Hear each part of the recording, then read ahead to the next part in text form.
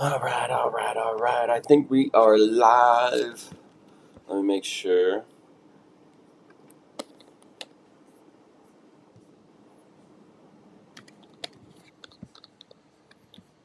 I gotta click the button on Instagram as well. And then hopefully that fixes everything up. I don't know.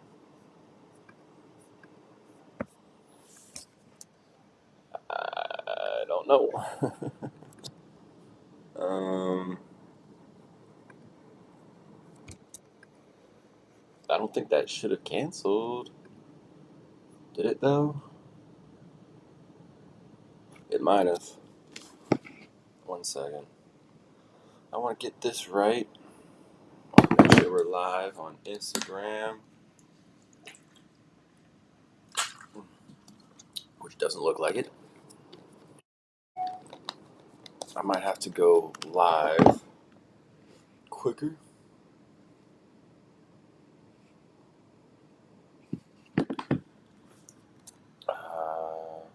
Hopefully it's all live and working. Not too sure. Instagram might have frozen up a little bit. But we are going to be talking about how to give and show dogs the right type of love.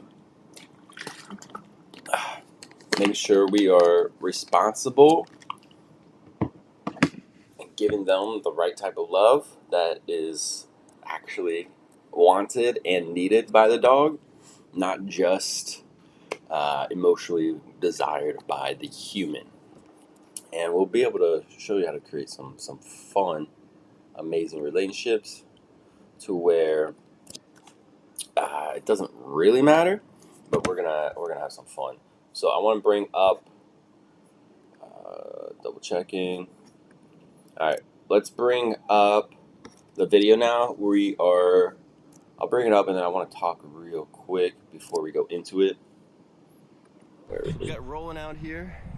So this is a shelter session that I did earlier this week or last week, I believe, and full session I condensed down into approximately 11 and a half minutes, which is going to be great for you guys. We're going to talk about the ins and outs of Roland real quick, and then how we're going to really show her and give her that love that she needs. Roland is a long-term, I think the longest term member now of the Palm Beach County shelter. And she had some insecurity issues and was also more hesitant and stranger danger towards men, which I wasn't aware of until after. But I did see, unfortunately, I didn't get to film the crate, or not the crate, the kennel, going into the kennel, leashing her up and all that stuff. Because I had another volunteer working with me, and I kind of forgot, kind of was being polite, kind of just going through the motions with that volunteer.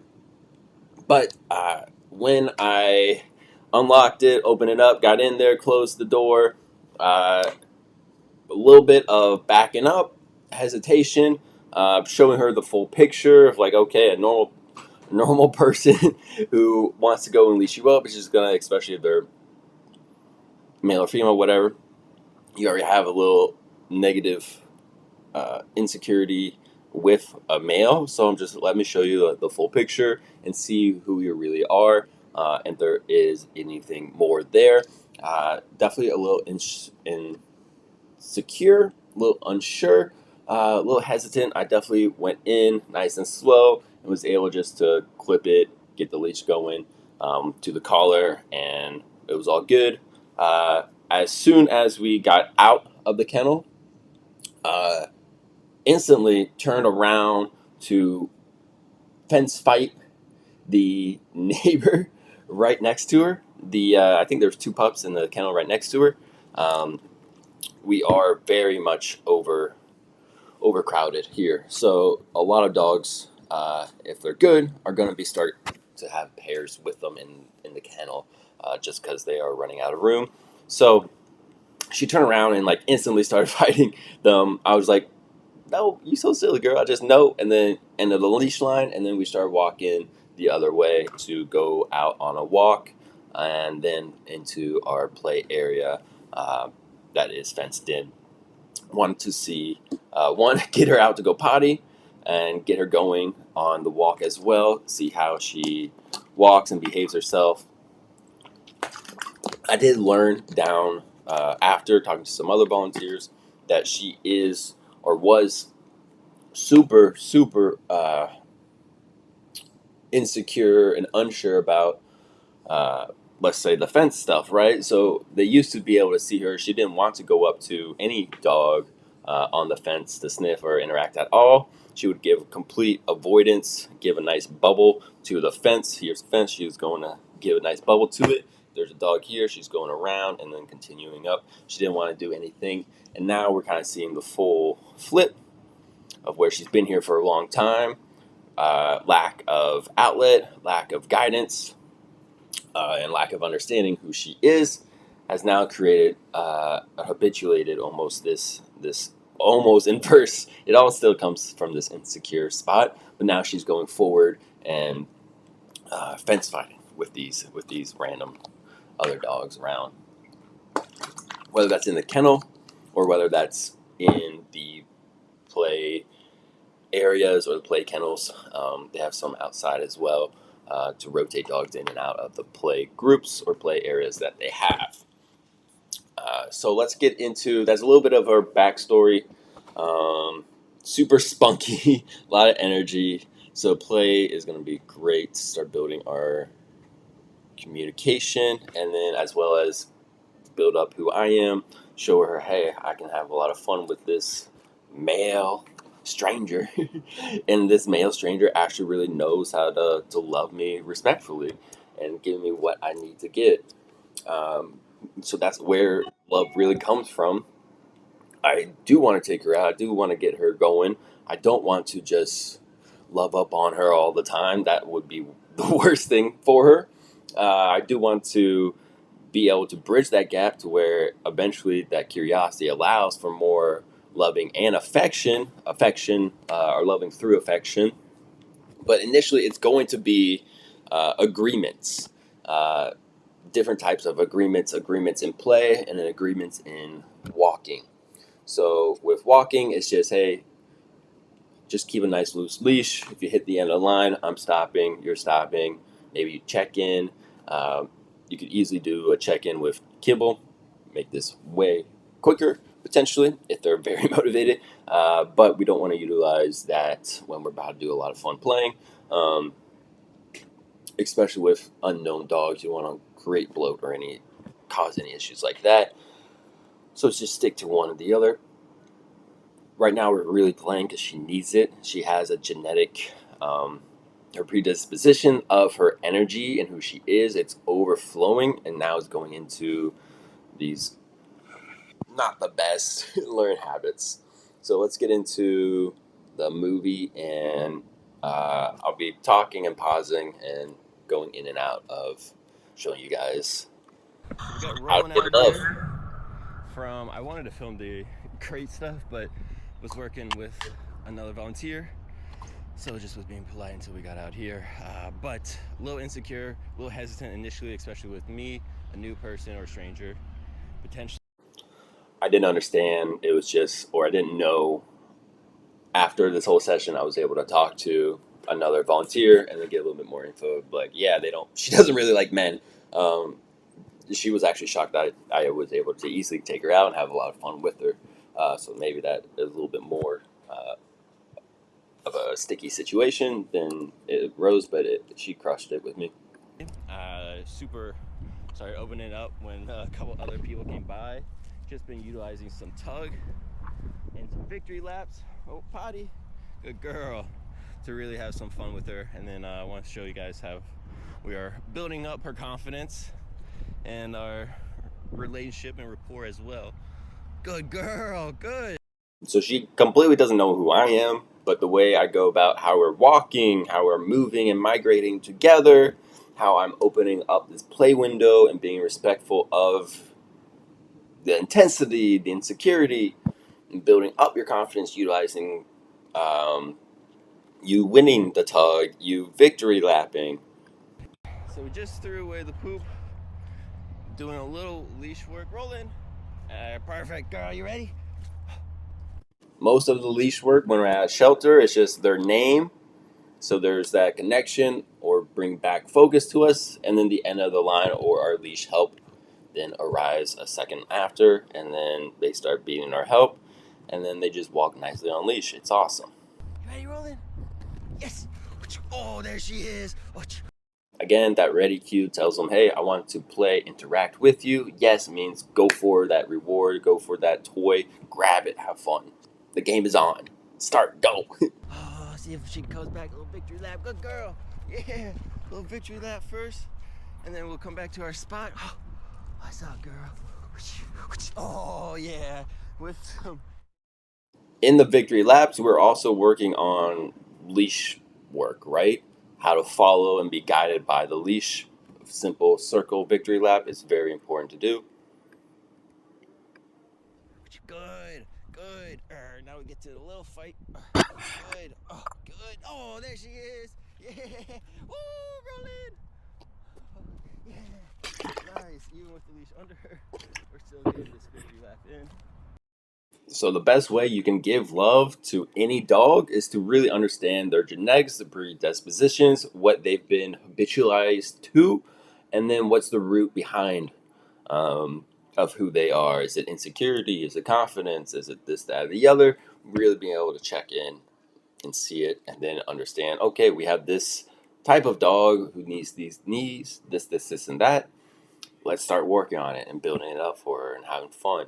And that's where we just introduce play, being able to build play that has rules, boundaries, and or penalties as well is super important for not only just learning, but also getting an amazing outlet out, as well as building up our communication and our relationship. Hey, I'm just a player. Oh, I gotta step out. I gotta be a ref. I gotta be dad and mom again. I gotta change my representations. It's very important for a dog, as well as properly learning how to tug and possess and chase and catch a ball for fetching. It's all very important. And if they can do it respectfully, appropriately, contextually appropriately as well, it's an easy language to bridge the gap with communicating or playing with another dog of their own species. Good girl. Or other Need species help right here. that know the same language. Good girl, rolling. Oh, and then I present myself like I'm fighting her, stalking her. Oh, see if I can get a good angle. There we go. Now I get a little bit more into fighting. I get to pull a little. Oh, there she goes. She gets to fight a little. Good girl. We celebrate. Woohoo! Yeah. And then a little yin yang. I'm trying to tug and get away from her. The objective is to win possession. And then she tugs and pulls against me, and I let her celebrate that. That sense of accomplishment is huge. She likes that. And then stalking, you can see she really liked that as well. So trying to utilize that. Little chase in there. And then we have the tug. We can pick the leash back up. So when you are tugging with a dog, it's completely fine to drop the leash. I mean, because you're holding on to the tug and you're interacting, you're engaging. It is smart to pick up the leash again if you're going to do a victory lap or going into other obedience like out or anything else like that. Here you'll see we're trying to work on her feeling more comfortable and confident to tease me. Hey, try and bring it back to me, see if she can interact and keep that game going. She's doing really well. Victory laps help a lot. Good. This is also good. Build up the understanding, association. Resources are fun. A little insecure. We saw that when I came and had to put her collar on. Good girl. She was like, whoa, this pressure is a little too much being on top of me. It's like, yeah, I understand. We're trying to show you the full picture of someone new coming in and doing that for you. But this is awesome. Really good for her to understand and see the resource picture. Hey, we can play with it. We can definitely resource guard it. But hey, the intent definitely changes. I say good versus out. I'm gonna be grabbing it. Or when I'm stalking you, I'm gonna try and grab it. Out. Good. Nope. Out. Good. Yes! Oh, there she is. Working on some impulse control as well as being able to just listen to the cue and being able to reactivate on that, not on any other cue. So some discrimination as well, but more likely going into some rules and boundaries. Hey, not on ready, we're biting and going crazy. We're definitely amping our energy, but on yes, that's when we can bite and have fun with the toy.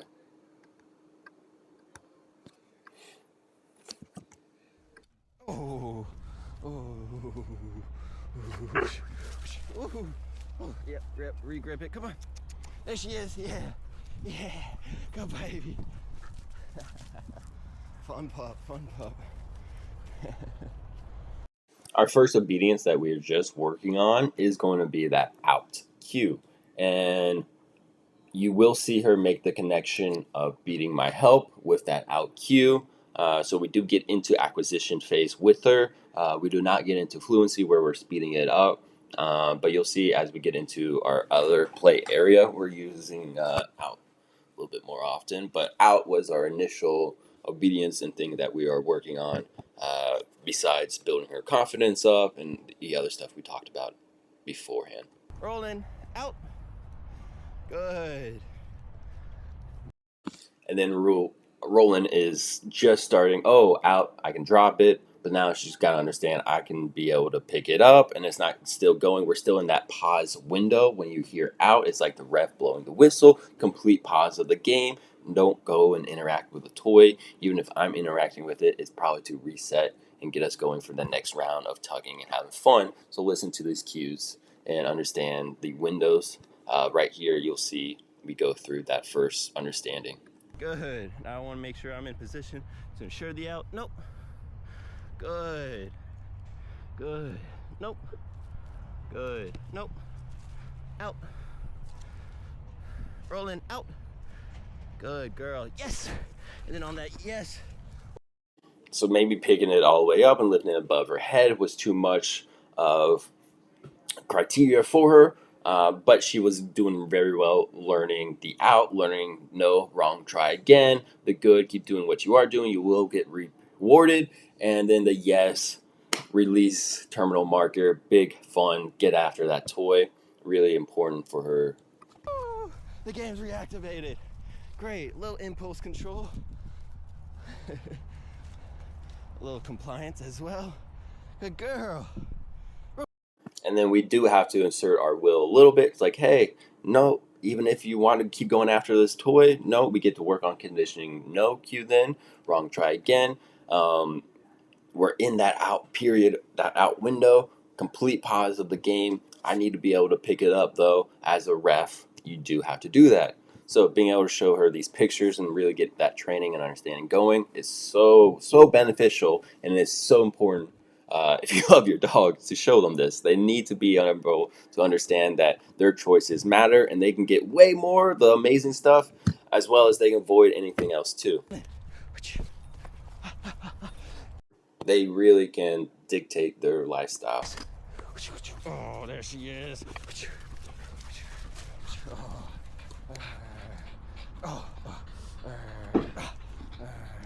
Oh, there she is. Good. Good girl. As well as here, we're going into showing her how to be respectful around resources and the different intents when I'm going to grab it to stalk her. There's a different presentation. When I'm going to grab it in the out window, I say out first to give her that intent. When I'm going to, I don't care about the toy and I just want to love up on her, I want to say, good, keep doing what you're doing. Yeah, grab that toy. I'm just going to pet you, give you some love, some affection, bridge some of that gap as well. But have you understand and see the picture, I don't care about the toy, and see the different intent as well. Good, I want to give you petting and loving.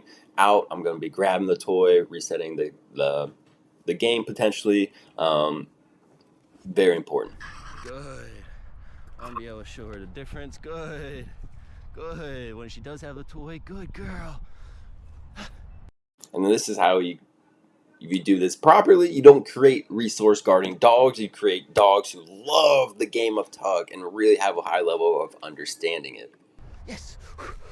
Oh, good girl. Celebration lap. Running. Come on. There she is. Woo. Yeah, you getting tired?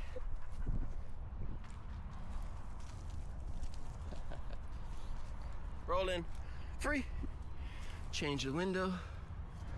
Free. Good. Have her free, and then she can do her own thing in the environment. We just walk back, and then we're gonna get playing again, going, just in a different area. She did when I got her out of the crate. Just turn around, go at the kennel right next to her, and those dogs in there. So I'm gonna be able to utilize having this dog in here, and potentially coming over to say hi, and utilizing that as a fun steal your dog game. See if we can get her just playing with us instead of going crazy fence fighting. So I don't know where the best place to put you guys because it's a little dark. But maybe just in here. Gonna lose audio though. I actually have to go. I didn't even realize the timing of all of this. I will come back to this and potentially finish this up.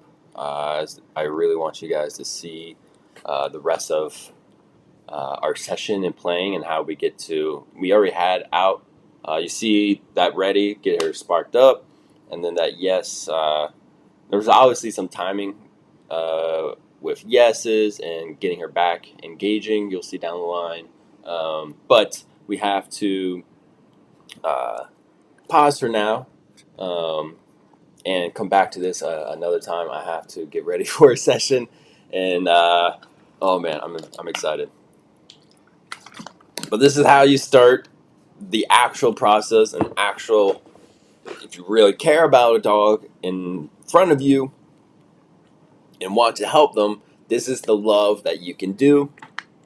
Being able to sit and just we'll be able to sit and lay up and get all the affection in as well, but we're just going to utilize that in a smart way, most likely at the end of our play session or in between the rounds, where she's either in free or done or just resting in between rounds, and then we're just soaking up and absorbing all that good vibration together and good energies. But I gotta get going onto the next one. We will continue this. She is super important. She is awesome. This is Roland. She is up for adoption still and learning to play more and more.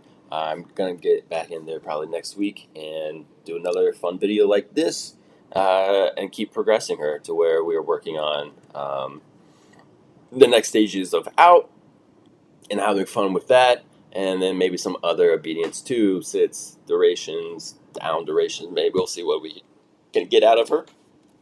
But I hope you guys enjoyed seeing some of this and how utilizing play, walking, can build the right relationship and give them the right love. Being able to actually create a lifestyle and a routine that your dog loves to follow and be a part of is so important, and is way more important petting and affection and treats and snacks. One, you can get super overweight, get unathletic, get other diseases and body issues because of that. And dogs are very, they got 4 legs. They're active. They're meant to migrate at least, play a little bit. So you can do a walk and play session a day appropriately and really give them a fulfilling session, and one that they really listen and love to listen and be a part of your lifestyle with you and not be in conflict of it. So hope you guys all had a good quick live stream of learning how to give love. This was a random rescue dog, but this kind of works with all dogs when you really want to and give them the love and not just be emotionally egotistic and and just pet them all willy-nilly and not care about them. Like, this is the part, like, if you love a dog, you're gonna do these right aspects to give them what they need in the relation. That is our part of the relationship to do. But awesome, guys. Hope you guys all enjoyed this. Go have fun, get out there today and play with your pup once or twice. Let's do it. Deuces.